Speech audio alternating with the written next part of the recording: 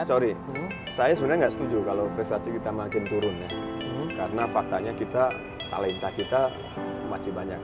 Sebenarnya mungkin negara lain yang Lebih maju, lebih cepat, atau mungkin kita jalan pelan. Kenapa saya bilang bicara seperti itu? Karena ranking Indonesia paling tinggi ketika zamannya angkatannya Coach Kurni di timnas. Itu nggak bisa dipungkiri loh. Tahun 98.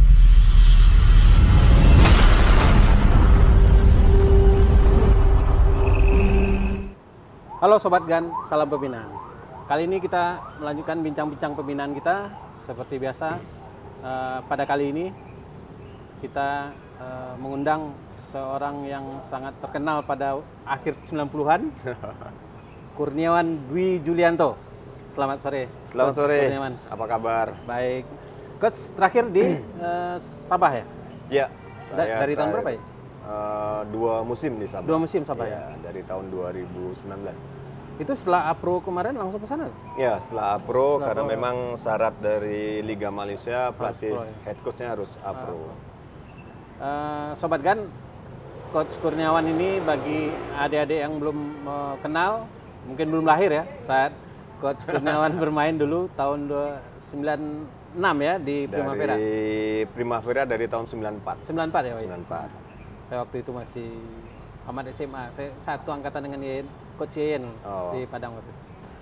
Oke, Coach Kurni, kita santai aja ngobrol karena ini channelnya khusus untuk anak-anak dan para pembina. Kita ingin bincang-bincang perjalanan Coach Kurni ketika awal mengenal sepak bola itu dari tahun berapa itu? Kalau flashback, jadi saya ini suka sepak bola sebenarnya dari tahun 82. Waktu itu saya nonton di TV. Piala Dunia. Itu Piala Dunia. Spanyol ya? Waktu zamannya Spanyol 82 itu. Maradona ada Maradona juga kan. Awalnya. Paolo Rossi itu. Paolo Rossi. Yang juaranya Italia kalau nggak salah. Tapi saat itu saya punya mimpi pengen jadi pemain bola karena saya pengen naik pesawat, pengen masuk TV. Simple ya? Gratis. Simple ya? Jadi itu awal mimpi saya sebagai pemain sepak bola. Gitu. Itu domisili waktu itu di? Saya di Magelang. Magelang ya? Magelang. Banyak juga pemain dari Magelang. Alhamdulillah. Oke, dari tahun 82 kemudian berlatih. Waktu itu kan belum ada SSB atau belum ada. Jadi tahun 82 itu orang tua saya tidak mendukung karena mungkin zaman dulu apa sih jadi main bola standar gitu kan? Ya. Kita juga gitu. Waktu beli ada teman-teman juga beli sepatu bola ngumpet-ngumpet gitu-gitu, mungkin Coach Kurni juga sama. Jadi saya main bola dengan anak-anak kampung gitu kan, sering kena marah karena sore-sore kan waktunya ngaji, saya sering bolos gitu kan. Terus sampai akhirnya itu singkat cerita sampai kelas 1 SMP saya ini orang tua saya marah besar. Dia bilang, oke, kalau kamu mau jadi main olahragawan, kamu harus jadi main bulu tangkis, gitu kan. Waktu itu kan masih zaman Lim Swee King, Hartono ya. Karena ada juara dunia. Jadi saya mau disekolahkan nih ke sekolah bulu tangkis di Magelang. Tapi mungkin karena sudah jalan saya untuk menjadi main sepak bola, sore itu tutup sekolah bulu tangkis. Jadi saya dengan orang tua saya balik. Di jalan saya lihat spanduk dibuka sekolah sepak bola di Magelang. Jadi saya saat itu nangis, minta turun, minta didaftarin ke sekolah sepak bola. Jadi saya ingat banget itu bapak saya bilang, oke, terserah kamu kalau kamu mau sekolah sepak bola, saya tidak akan belikan sepatu bola. Jadi saya ngumpulin tuh duit duit jajan, nabung untuk beli sepatu bola, ditambah oleh uang nenek saya, dan alhamdulillah lah kebeli. Bukan beli bekas kan? Bukan. Ada juga teman-teman beli bekas dulu, kemudian beli luncuran dari anak-anak Suratin ya kan, ada yang gitu. Nah, oke, terus? Nah, dari situ saya ikut sekolah sepak bola wajar di Magelang. Saat ikut kejuaraan antar sekolah sepak bola, alhamdulillah tim saya juara 1 tuh. Juara 1. Itu antar apa itu? Antar sekolah sepak bola. Oh, di Magelang. Di Magelang. Di Jawa Tengah. Kita juara 1 Jawa Tengah, kelompok umur 12-13. Saya masuk koran.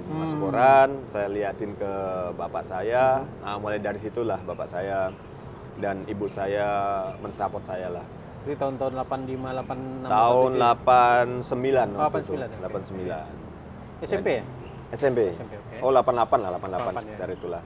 Jadi dari situ orang tua saya hanya mensupport.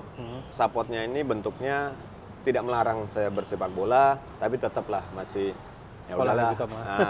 Gitu. Oke, standar lah ya. Jadi habis itu saya ikut kejuaraan antar pelajar SMP se-Jawa Tengah.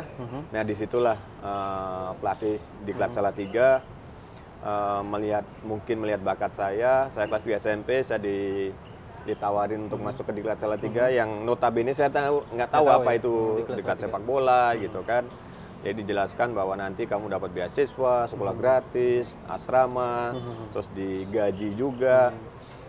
Jadi saya ikut seleksi, alhamdulillah saya dapat ke Salatiga dan berapa tahun di Salatiga? Di Salatiga saya kelas 3 SMP, 1 SMA, kelas 2 SMA saya masuk ke Ragunan. Oh, pindah Ragunan. Oke. Jadi itu udah timnas belum? Belum, masih diklatkan. Walaupun kelompok umur belum ya? Belum. Okay. Jadi yang saya tekankan sih sebenarnya bagaimana perjuangan saya lah. Ya. Saat seleksi Salatiga pun saya di seleksi itu ada sekitar 100 lebih orang dan yang diambil hanya 10 pemain. Kan biasa bergantian itu ya? 10 yang pemain, udah tamat ya, 10 pemain pun 2 itu goalkeeper. Dan saya satu-satunya dari Magelang gitu kan. Saya yang saya masuk ke sana asramanya 6 kamar, saya nggak dapat tempat tidur, saya tidur di bawah. Waduh, perjuangan banget lah. Bahkan saya waktu itu mau pulang karena nggak dapat tempat tidur. Dan akhirnya pelatih saya waktu itu di Diklat tuh almarhum Jonosok menguatkan saya, meyakinkan saya bahwa kamu harus kuat nih untuk jadi pesepak bola kan? Di Salatiga.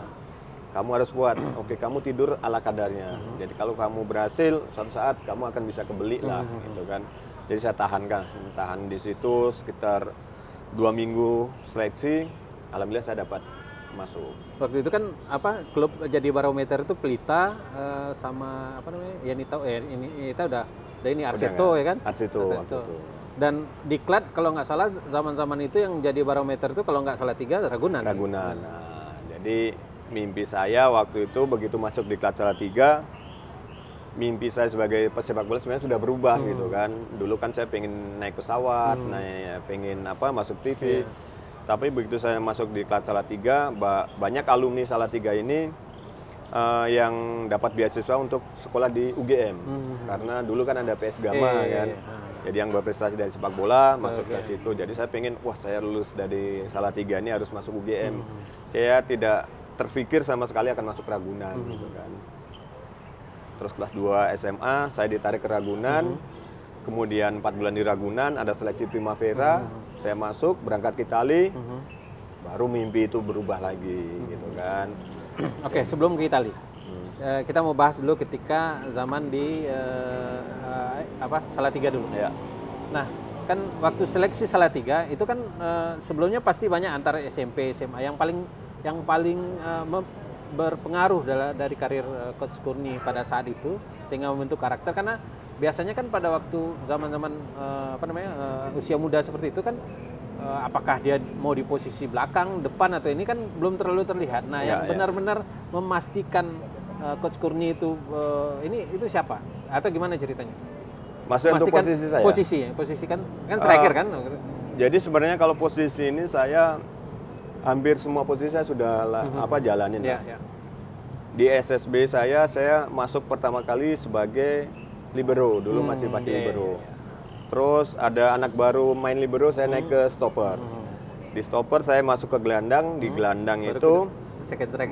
Masuk ke Salatiga. Salatiga saya masih main gelandang, tapi karena lari saya kenceng waktu itu, saya dipindah ke wing kiri. Wing kiri, dicoba ke striker, ternyata saya banyak golin kan. Jadi mulai dari di kelas Salatiga, kelas 1 atau kelas 2 SMA, saya mulai main striker di situ. Jadi udah kelas 3 itu baru ditaruh striker. Jadi tidak dari waktu kecil kan? Belum. Nah, artinya memang kalau kita lihat dari sisi pembinaan, kalau sekarang kita lihat kan di SSB dari kecil itu udah dipatok dia di sana aja.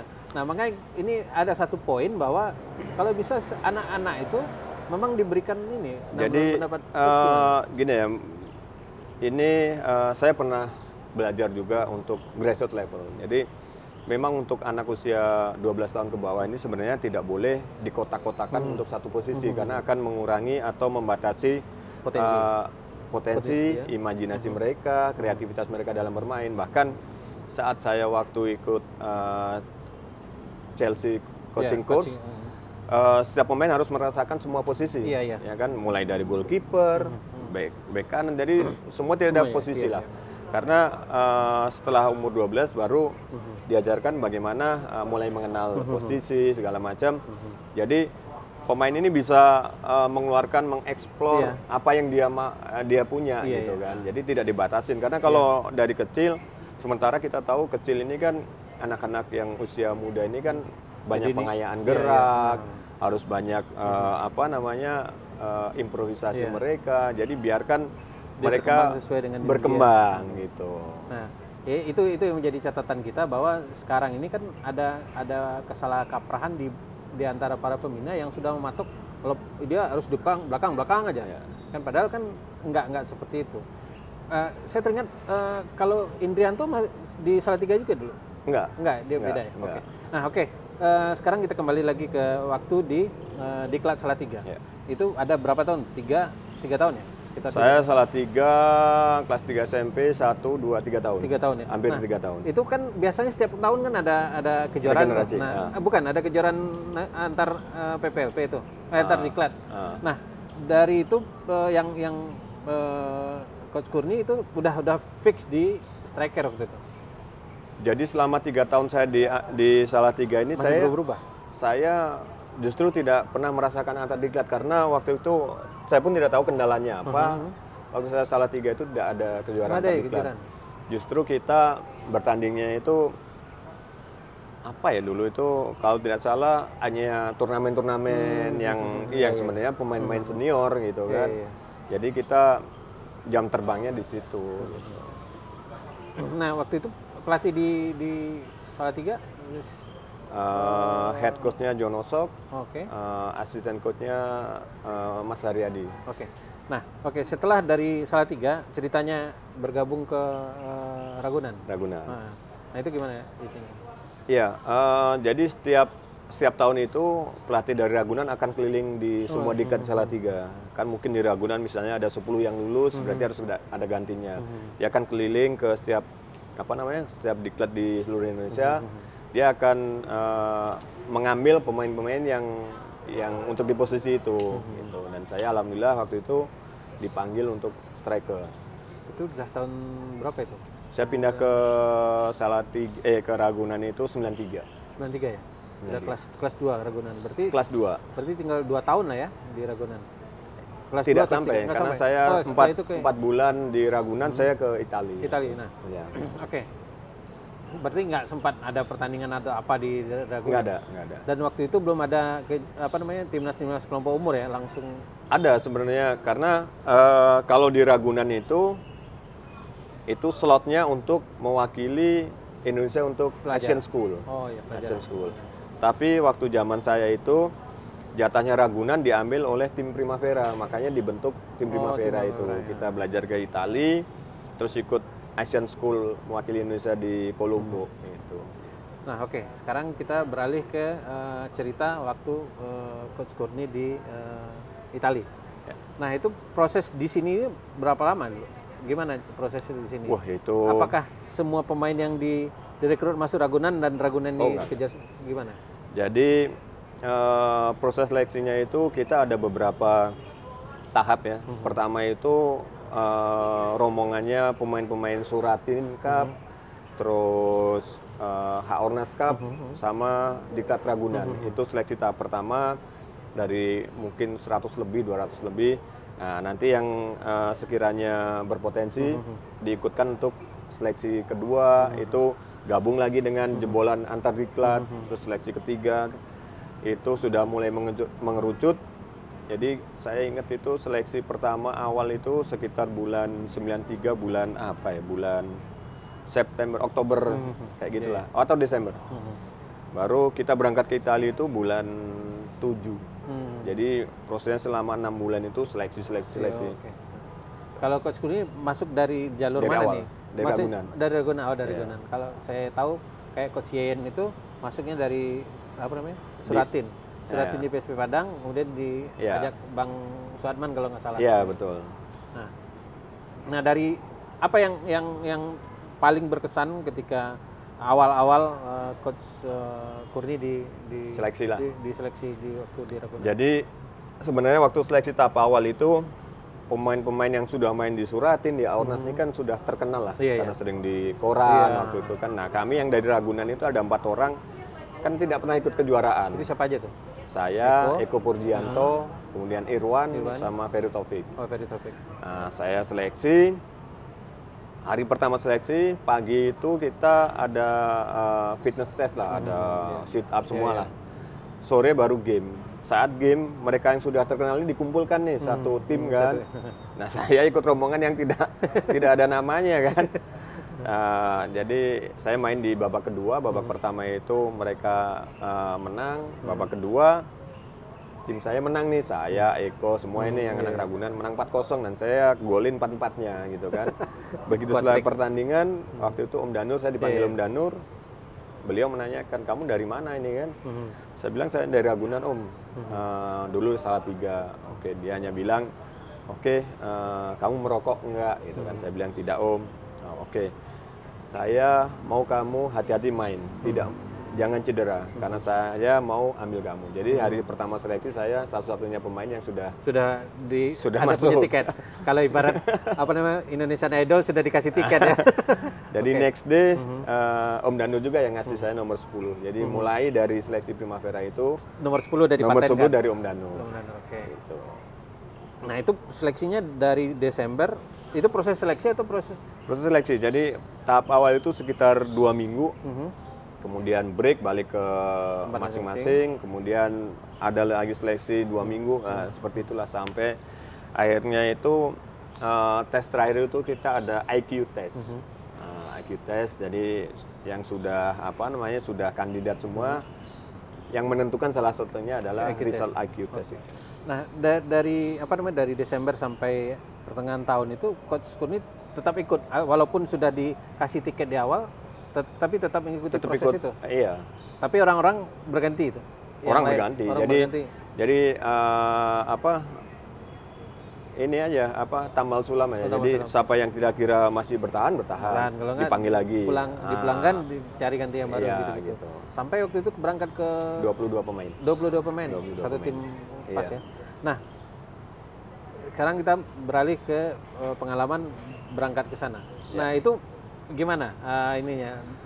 Wah, dulu kita zaman itu kan informasi tentang segala sesuatu kan minim sekali ya. Kita nggak ada internet gitu kan. Jadi bayangan kita dulu, wah kita ke Italia gitu kan. Dan Liga Italia lagi top-topnya lagi top-topnya waktu itu ya, ada Milan gitu kan. Jadi kita seneng aja lah, kita nggak mikir apa-apa, kita hanya mikir bagaimana belajar sepak bola gitu kan. Bener juga begitu sampai sana, kita benar-benar belajar sepak bola dari nol. Karena kami ingat sekali waktu itu, datang kita istirahat, next day itu ada friendly match karena pelatih mau lihat seperti apa. Dan dia geleng-geleng gitu kan.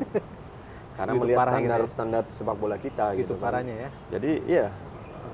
Jadi kita benar-benar belajar bagaimana pemahaman taktikal, bagaimana bermain as a team, itu belajar dari nol dari Italia. Kita mulai dari nol. Dan 1 tahun pertama kita ikut kompetisi di Italia Primavera itu, kita ada di peringkat 11 dari 12 peserta. Kita hanya menang 2 kali, selebihnya kalah. Nah, proses 1 tahun ini yang benar-benar mematangkan para pemain kita. Jadi begitu tahun kedua kita datang lagi, kita ada di peringkat pertama saat separuh musim. Kita di atas Juventus waktu itu. Jadi memang segala sesuatu nggak bisa instan lah. Harus ada proses. Bagaimana kita kayak main bola kayak hafalan lah. Bola di sana, kita kemana. Jadi kita main secara tim, secara unit, secara grup, bukan yang individual. Dan itu harusnya kalau anak-anak di situ sudah mendapatkannya di umur sebelum itu ya? Sebelum. Jadi mereka itu 16 tahun ke bawah ini benar-benar belajar segala sesuatu tentang sepak bola. 16 itu istilahnya wisudanya lah. Lu mau jadi main bola atau tidak? Tidak. Gitu. Jadi ketahuan di umur 16. Jadi kalau 16 lewat itu bagi mereka masih belajar bagaimana individual taktikal. Jadi pemain amatir aja kan? Sorry to say lah. Kan? Nggak bisa jadi gitu. Jadi standarnya sampai segitunya. Gitu. Nah, apa poin tadi kan sudah coach bilang bahwa waktu tahun pertama poin pentingnya adalah play like a team, bermain secara kolektif, itu yang kekurangan kita. Nah, selain itu apa yang di tahun pertama yang coach catat di ini kita? Kita belajar menjadi seorang profesional sejati. Ya, karena disiplin pasti. Bagaimana kita harus memanage diri kita karena kita tidak tinggal di asrama yang bisa dikontrol, tidak. Kita tinggal dipecah di beberapa apartemen. Di situ kita harus belajar bagaimana mengatur jam istirahat. Kan tidak mungkin coaching staff akan ngontrol seperti satpam, seperti security yang ngontrol semua, tidak. Jadi kita itu diajarkan ini value kamu sebagai main bola, harus kamu sendiri yang menjaga, gitu kan. Nah, itu yang kita benar-benar belajar. Kemudian hal yang sepele saat kita latihan pun kita harus lihat lapangan, kita harus pakai sepatu yang full berapa, yang tingginya full, panjangnya berapa, kita harus nuker sendiri, gitu kan. Dan itu sudah dikasih tahu sama tim pelatih di sana? Sudah. Karena pelatih akan marah sekali kalau di lapangan pemain terpeleset. Itu akan marah sekali. Berarti lu nggak profesional. Untuk peralatan perang lu sendiri lu nggak paham, gitu kan. Misalnya lawan musuh jauh pakai senapan pendek kan nggak mungkin gitu. Itulah kasarnya. Itu hal yang sedetail itu diperhatikan gitu. Dan itu tahun 94 loh itu. Berarti bukan main mereka majunya. Iya, sementara kita sekarang nggak ada memperhatikan itu. Iya. Ya kan anak-anak mau main aja kan. Memang menurut Coach Kurni itu yang harus kita benahi, yang hal kecil-kecil itu sebenarnya. Iya, karena bagi saya segala sesuatu yang benar itu nggak bisa toleransi. Once kita toleransi untuk hal yang kecil akan menjadi kebiasaan atau habit. Nah, ini yang nggak bisa. Sampai dewasa aja. Iya, jadi profesional itu saklek menurut saya. Ya atau tidak, itu nggak bisa abu-abu. Kalau abu-abu ya udah akan dicari abu-abunya terus, gitu kan. Jadi tugas para pembina sepak bola, kita lah stakeholder sepak bola harus menanamkan hal-hal ini mulai dari adik-adik kita, gitu. Karena menurut saya faktanya untuk menjadi pesepak bola ini tidak hanya semata-mata teknik, skill, taktik, tapi faktor eksternal penunjang ini yang harus diperhatikan, seperti mindset, kemudian disiplin, kemudian mungkin asupan gizi, nutrisi, dan segala macam lah. Dan itu dibentuk oleh lingkungan dan ekosistem sepak bola pembina usia muda. Betul. Kan? Itu yang kerja berat karena kita. Sebagai contoh dulu, kita ada friendly match dengan anak-anak Bareti Sampdoria. Anak Bareti itu berarti umurnya di bawah 14 ya? 15 ke bawah. Ya. Kita makan siang bareng, kita akan uji coba itu sore. Dikasih makan daging, mereka nggak sentuh. Bayangkan anak umur 15, dan kita tanya kenapa kamu nggak makan daging? Waktunya terlampau dekat dengan jam pertandingan. Tanpa diingatkan. Segitunya mereka tahu value mereka sebagai main bola. Gitu. Dan itu juga mereka tuh sudah dikasih tahu waktu di umur-umur sebelum itu kan? Betul, pasti. Knowledge tentang itu. Sementara kan kita nggak, anak-anak itu hanya disuruh kasih bola, main ke lapangan gini, nggak pernah diinformasikan hal kecil seperti itu. Iya, kayak misalnya yang kadang ada yang mengeluhkan pemain nasional makan ini. Sebenarnya kayak saya juga ngalamin hal itu gitu kan, karena tidak bisa disalahkan 100% karena kita waktu kecil tidak ada knowledge tentang itu, kita tidak tahu sama sekali kan. Nah, ini jadi pekerjaan rumah. Kalau kita mau membina ya udah jangan setengah-setengah lah. Semua aspek harus kita sentuh lah menurut saya. Ini value yang penting juga kita angkatkan, soal kenapa si anak Bareti 15 itu tidak mau makan daging. Tadi kan sudah singgung karena terlalu dekat. Apa reason apa? Kenapa terlalu dekat? Alasannya kenapa? Karena daging kan pencernaannya tidak akan menjadi tenaga. Kan? Justru menjadi apa gitu, saya nggak paham. Jadi artinya ibarat kalau kita isi mobil isi bensin, itu belum akan dipakai pada saat kita menjalankan, seperti itu ya. Iya. Oke, jadi value-value seperti itu yang harus kita, dan ini kan sport science sebenarnya kan? Betul, dan itu tahun 94 loh. 94 ya, mereka udah berpikir seperti itu. Nah artinya, apa pengalaman-pengalaman dari 22 orang ditambah Bareti yang angkatan berikutnya, itu sebenarnya bisa kita formulasikan untuk pengembangan ke depan? Bisa banget, dan itu kita merasakan saat kita balik dari sana, kita coba mengimplementasikan apa yang kita dapat. Tapi permasalahannya adalah saat kita kembali ke klub dipecah, tidak bisa menginfluence mereka gitu kan. Akhirnya kita yang terpengaruh kan? Karena kita masih waktu itu kan saat itu masih muda sekali kan. Nah, apalagi bergabung dengan pemain senior gitu kan, nggak mungkin kita sok pintar gitu kan. Ya, dan itu menjadi hal yang berulang-ulang setiap tahun. Nah, makanya akhirnya sedikit terkuak lah kenapa prestasi kita makin lama makin turun dibandingkan dengan kalau kita lihat. Saya sebenarnya nggak setuju kalau prestasi kita makin turun ya, karena faktanya talenta kita masih banyak. Sebenarnya mungkin negara lain yang lebih maju, lebih cepat, atau mungkin kita jalan pelan. Kenapa saya bicara seperti itu? Karena ranking Indonesia paling tinggi ketika zamannya angkatannya Coach Kurni di timnas. Itu nggak bisa dipungkiri loh. Tahun 98, 97 itu 97 sampai 2000 kan ranking kita paling tinggi. Mungkin negara lain belum berkembang ya. Nah, artinya kita menuju satu tempat dengan melangkah berjalan, orang sudah berlari gitu. Sprint sudah. Nah, artinya ini kan kerja berat kita dan mungkin di satu saat kita akan setback dan merumuskan apa yang harus kita lakukan ke depan. Itu setuju, karena gini, waktu SEA Games 2019 saya sering ngobrol, karena asisten pelatihnya Vietnam itu kan satu angkatan juga waktu main dulu kan. Kita ngobrol, saya tanya bagaimana persepak bolaan di Vietnam. Mereka itu sudah mengidentifikasi para pemain saat mereka umur 13-14. Sekiranya pemain yang ada potensi, kemudian postur tubuhnya bagus, mereka jagain tuh. Dia asupan gizi, untuk faktor yang termasuk sport science, memang mereka jagain. Artinya negara Vietnam pun sudah melakukan hal itu. Artinya dia tidak hanya diberikan bekal bagaimana menendang bola, bagaimana berlari, tapi bagaimana hal-hal non teknis di belakang eksternal itu yang harus gini nih. Oke.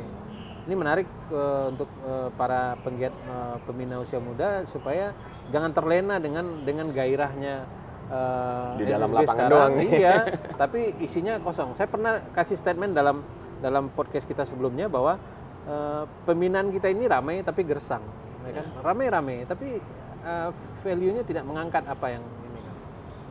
Oke, kita cerita tadi sampai Coach Kurni di Italia. Nah, di Italia itu berapa tahun? 2 tahun ya? Saya 2 tahun di Italia. 2 tahun di Italia. Terus kemudian ke Switzerland. Yang lain pulang? Yang lain pulang. Nah, ada pengalaman menarik yang perlu diceritakan juga. Ketika mencetak gol atas nama seragam Sampdoria. Itu bagaimana ceritanya bisa sampai seperti itu? Jadi waktu itu Sampdoria itu ada friendly match, uji coba di CS3 Levante.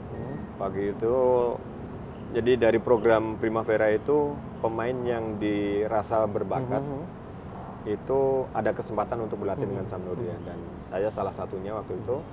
Terus ada pertandingan uji coba dan saya dipanggil untuk ikut, dan alhamdulillah saya bisa ngegolin waktu itu. Sebelum kita tur Asia untuk pre-season waktu itu. Boleh nggak saya mengasih penilaian karena Coach Kurni tidak menjalani pembinaan sama dengan mereka sehingga kalah bersaing di saat umur segitu dengan mereka? Ya, mungkin ya, banyak faktor. Nah, termasuk waktu di GBK juga main dengan Indonesia dengan seragam Sampdoria kalau nggak salah. Iya, saya ngegolin juga waktu itu. Ngegolin. Sampdoria kesini cuma 1 kali main ya kalau nggak salah. Kita 1 kali main. Habis itu dari Jakarta kita ke Hong Kong, Thailand. Itu masih ikut semua. Nah, dari angkatan Primavera itu selain Coach Kurni yang jadi pantauan, kalau nggak salah juga Jadi Kurnia. waktu itu saya trial ke Switzerland, alhamdulillah saya dapat kontrak di Switzerland. Terus ada kalau nggak salah 8 atau 10 pemain itu ke Swedia. Tapi termasuk Bima Sakti, Supriyono, terus siapa lah, itu saya lupa lagi berapa pemain di Swedia. Tapi nggak begitu lama mereka kembali lagi akhirnya ke Indonesia. Jadi saya yang bertahan di Swiss waktu itu. Kalau nggak salah Coach Kurnia Sandi juga sempat berapa lama di 1 tahun di Sampdoria. Kemudian Bima di Simbor ya. Helsingborg. Tiga itu yang kata yang cukup lama. Ya. Nah, setelah pulang dari Primavera, Coach main di Liga Indonesia. Setelah dari Swiss saya main di Pelita. Nah, cerita di Swiss. Itu di klub Luzern Swiss itu kasta pertama juga. Iya. Makanya sebenarnya kalau dikatakan pemain di Indonesia yang main di kasta pertama awal-awalnya dia apa ya? Kurni. Iya, jadi alhamdulillah lah saya menjadi pemain Indonesia pertama yang bermain di Eropa di liga utamanya. Terus pencetak gol pertama juga orang Indonesia untuk di Liga Eropa yang resmi. Dan saya juga merasakan waktu itu Intertoto Cup. Intertoto Cup itu kualifikasi UEFA. Jadi waktu itu saya kalah sama Tottenham. Tersingkir fase knockout, saya kalah sama Tottenham. Waktu itu Klinsmann masih main. Oh, masih di Tottenham masih main. Di home kita kalah 1-0, di away kita kalah 2-0. Kalau nggak salah itu. Nah, melawan perbedaan cuaca, ini itu motivasi apa yang bisa Coach sampaikan ke anak-anak sekarang? Jadi sebenarnya ini untuk adik-adik yang ini based on my experience lah ya. Jadi musuh terbesar kita itu sebenarnya diri kita sendiri. Karena kalau hanya cuaca, homesick, apalagi kalau sekarang-sekarangnya itu masih bisa diatasi lah. Justru bagaimana kita bisa memotivasi diri kita saat kita misalnya tidak perform dalam latihan, tidak perform dalam game, karena semuanya harus kita atasi sendiri. Kita harus memotivasi diri sendiri, dan itu waktunya sangat sempit gitu kan. Hari ini latihan kurang bagus. Nah, bagaimana bisa memotivasi lagi untuk latihan besok? Karena kalau kita larut akan penyesalan itu selesai gitu. Beda dengan sekarang ya. Kalau dulu kalau ada apa-apa itu ngomong ke ini surat dulu, email belum ada. Iya. Cuma ada kan? Dulu setengah mati. Gitu. Nunggu surat datang itu gimana lah? Jadi saya sih pesan jangan takut lah untuk merantau, apalagi talenta-talenta kita ini kalau sudah merasakan atmosfer Eropa, sudah siap secara mental, insya Allah bisa bersaing juga gitu. Oke, Sobat Gan, itu cerita Coach Kurni dari mulai kecil sampai bisa menjadi pemain Indonesia pertama yang bermain di liga level atas di klub di Swiss. Sementara ini dulu, nanti kita akan lanjutkan dengan cerita Coach Kurni menjadi pelatih dan menjadi pemain di Liga Indonesia pada periode akhir 90-an. Salam pembina.